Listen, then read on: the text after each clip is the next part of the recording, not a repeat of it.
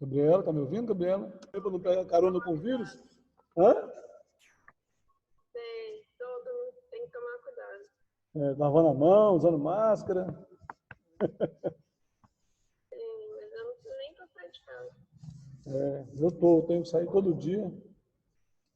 Todo dia, inclusive agora eu tô aqui no espaço aqui gravando essa aula aqui. Mais um Não, eu chegando. não posso. Eu não gosto dessa reunião. Eu acho que a melhor forma é ficar dentro de casa. Mas Eu, tem gente que não tem como, né? eu não tenho jeito, eu tenho que sair, porque eu trabalho fora, né? Uhum. Acompanhar o pessoal, trabalho com igreja, então eu tenho que sair o tempo todo, tenho que estar no meio das pessoas. Só que assim, a gente se guarda, né? Evita muito contato, para não ter nenhum tipo de contágio, né? Que é perigoso, né? Porque o negócio é sério. É Bom, sério isso.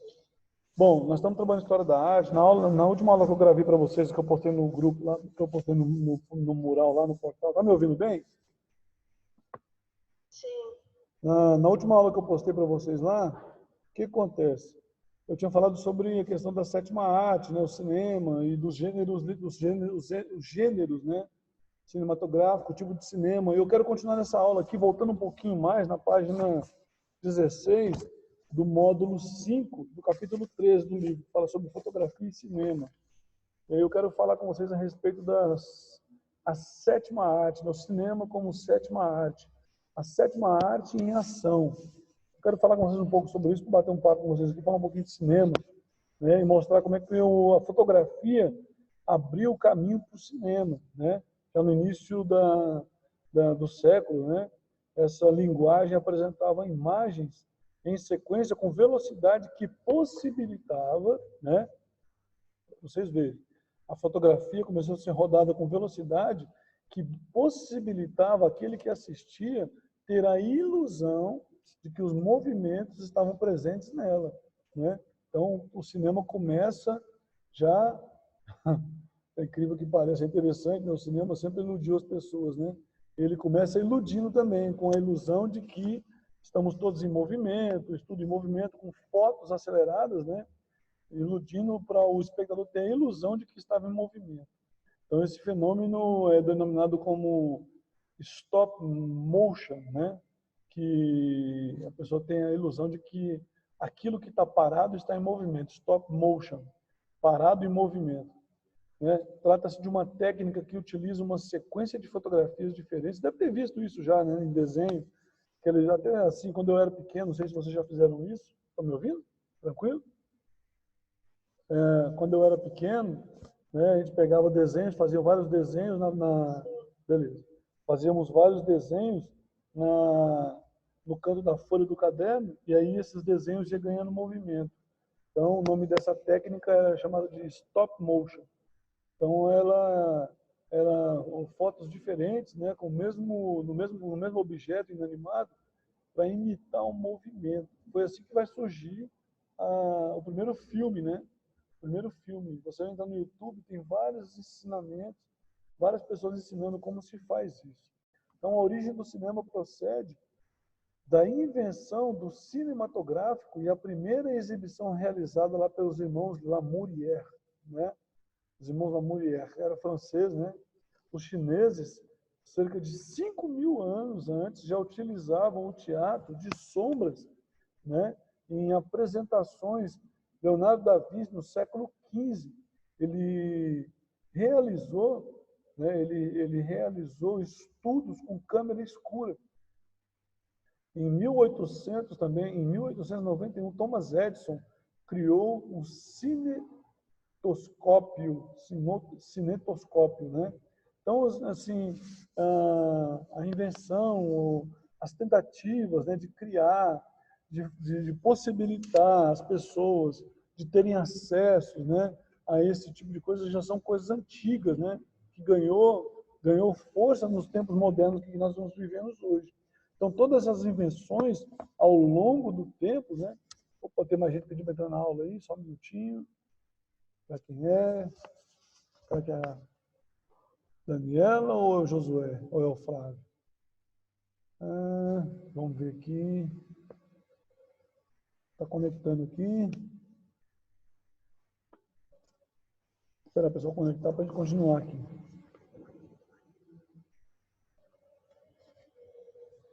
Conectando, conectou. É a Dani. Oi, Dani, seja bem-vinda à nossa aula. Bom dia, né? Tô numa fome, já acordei 7 horas da manhã, 6h30 da manhã, quer dizer. Com fome pra caramba. Mas amém, vamos lá, né? Continuando. Então, como eu estava falando, Daniela, nós estamos aqui na página 16 do nosso livro aqui, do capítulo o livro no capítulo 13 do módulo 5, página 16. Estou aqui embaixo aqui falando que os chineses, né, que os irmãos Lamourier, chineses, Thomas Edison, todos eles tentaram uma ideia de iniciação cinematográfica, né? Então, todas as invenções, né, ao longo do tempo, serviam como base de inspiração para que em 1895 Auguste e Louis Lamourier, né, exibissem o seu primeiro filme, intitulado A Saída da Fábrica de Lamourier, A Saída da Fábrica de Lamourier em Lyon, que registrava a saída dos funcionários de uma fábrica do interior. O primeiro filme que passou no cinema era gente saindo de uma fábrica no interior lá da cidade deles, né, na cidade deles. Ao longo do século XX,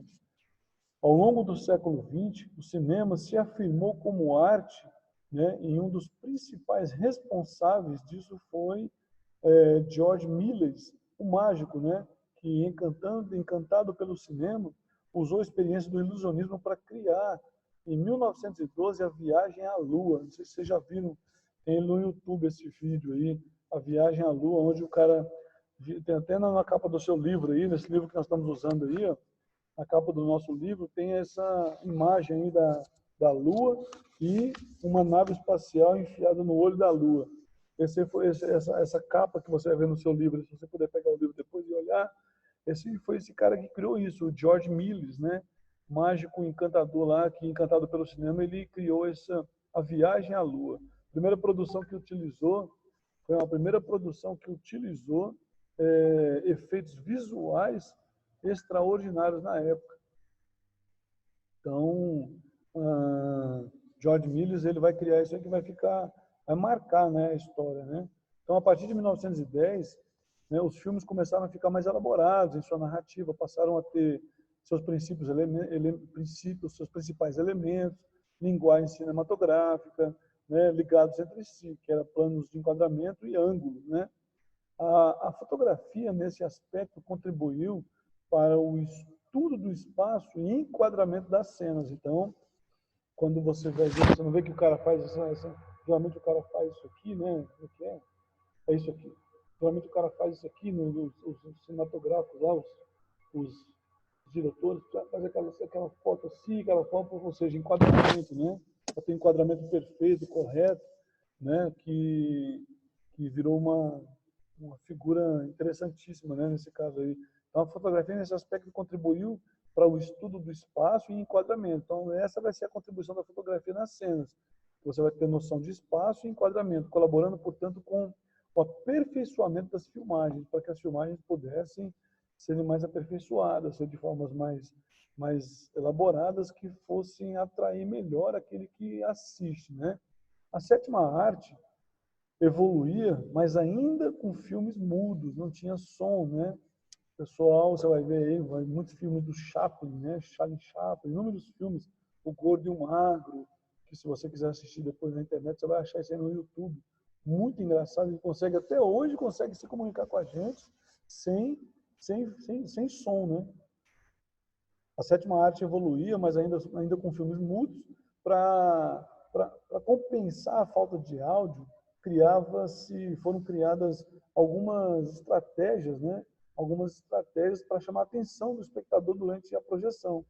Títulos e subtítulos anexados, intercalados simultaneamente com os elementos gráficos, né? Música, né? Ao vivo, tocadas em geral por um pianista. Você vai ver muitas músicas dessas assim, conforme o cara ele se movimentava, ele agitava as cenas, como essa cena ia ficando perigosa, eles tocavam a música, intensificavam o piano, quando a cena ia desacelerando, eles desaceleravam a música no piano. Então a música tem muito a ver, né, nesse aspecto com o início, para poder despertar o público, para não tirar a atenção do filme, né? Então o título substitui, como eu acabei de falar, você música ao vivo, tocadas em piano e com piano, por um pianista, efeitos sonoros produzidos por pessoas, né, nos bastidores imitando animais, né, botando rangendo, chuva, trovão e muitos outros sons, né, que vocês vão perceber aí, que é uma forma de chamar a atenção do público para fazer com que a pessoa ficava presa, né? Então, não sei se vocês já viram, alguns de vocês já viram já o Gordo e o Magro, já assistiram o Gordo e o Magro? Alguém já assistiu? Eu acho que eu já assisti, eu acho, mas não sei se é esse. O Gordo e o Magro? Eu já assisti alguns do Charlie Chaplin. Isso mesmo. Isso, muito bons, né? Engraçados, né? Chamam bastante atenção. Eles têm toda aquela, né? Mesmo nós estamos vivendo uma época muito bem avançada, bem distante daqueles dias, quando você assiste, você consegue rir, você consegue entender, né, a mensagem, né, do filme, muito bem elaborado, né? E hoje, às vezes, você está assistindo um filme, o cara está falando, você não consegue entender o que o cara está falando. Você não consegue, porque hoje a forma de filme ela ficou muito... hoje tem aquele enquadramento muito particular, né, que mostra só um lugar. Antigamente os enquadramentos mostravam todo o ambiente, não tinha só uma cena naquele momento, depois... Não sei se vocês viram, vocês que já assistiram isso, o enquadramento era total, mostrava todo lugar, né? Todo mundo participava, né, da cena, né? Continua. Oi? Fala, Vitória. Pode falar. Não. Tranquilo. Eu só concordar. Não, beleza. Então, assim, continuando aqui também, né, a gestualidade, a mímica, né, na interpretação dos atores foi assim, uma das grandes qualidades, a maior das estratégias que podiam se destacar naquele período. Como eu falei para vocês, o eterno Charlie Chaplin, o Carlito, né, que foi o grande representante dessa linguagem, né, ele ficou muito famoso por causa dessas atuações. Ele era um dos artistas mais conhecidos, né, a sua gestualidade, mímica, interpretação, isso foi muito forte naquela época. Então, as produções de filmes mudos tinham duração muito curta, porque também ninguém aguentava, né? Um filme de 3 horas, 4 horas de filme, que nem hoje. Você vê filme de 2 horas, 1 hora e meia, não tinha como aguentar, você não tinha como ficar, não conseguia chamar tanta atenção das pessoas, né? Os filmes do que Chaplin participou em 1914, ele participou de cerca de 35 filmes, né, mudos, né? Então, a produção desses filmes ela tinha uma duração muito curta, mas já eram realizados em escala quase industrial. O Chaplin, como eu falei para vocês, a partir de 1914, ele participou de 35 filmes. Em 1927, a exibição do cantor de jazz, chamado em Nova York, apresentou também o resultado de uma projeção sincronizada entre imagem e som. Em 1927, o cantor de jazz, né? De jazz, ele fez uma exibição sincronizada com som e imagem. Eles não conseguiam fazer muito bem, né, essa sincronização da voz, né? O cara falando, se comunicando. Então abriu-se assim uma nova era para o cinema. Um dos grandes clássicos, né, do cinema que você vai ver aí, E o Vento Levou, né? O primeiro filme feito, né, para o cinema, um dos primeiros filmes para o cinema, O Vento Levou, né? Então, assim, o cinema sonoro se expandiu. Em 1920, como eu falei para vocês, o cinema sonoro se expandiu na década seguinte, né, já nos anos 30, né, posterior aí, você vai ver aí Vaidade e Beleza, né, filmes totalmente a cores, Vaidade e Beleza, não eram preto e brancos. A Branca de Neve e os Sete Anões, 1937, e este último como o primeiro longa-metragem de animação, né, desenhos de animação que você vai ver aí, né, na Disney, né, na Branca de Neve, os Sete Anões. O cinema sonoro vai se expandir na década seguinte, como eu falei para vocês. A trilha sonora passou a ser uma ferramenta fundamental, né, fundamental, como consequência, surgiram os primeiros musicais diretamente ligados ao teatro e à música da época, né? Então nós vamos ver isso aí surgindo aí de forma, ganhando espaço e força rapidamente. Logo, né, ao longo da década, ao longo da segunda metade do século XX, o cinema avançou com tecnologia, surgindo o primeiro longa-metragem em 3D no cinema de ação, né, dos gêneros de ficção científica, com efeitos especiais. E o cinema vem avançando, ganhando espaço cada vez mais, tornando mais forte, mais poderoso, né? Se tornando cada vez único, né? E prendendo a nossa imaginação, prendendo a gente cada dia mais. Hoje você tem filmes aí que o ator praticamente quase nem participa, né? De muitas das ações, que são quase tudo feito não sei se vocês lembram, o nome que usa aí é CGI, né? Muitos artistas, né, que nem o Hulk, feito em CGI, você vai ver aquele lá, Sonic, aquele pequenininho lá do Guardiões da Galáxia. Hoje você tem aí, praticamente você não precisa da participação do ator, né?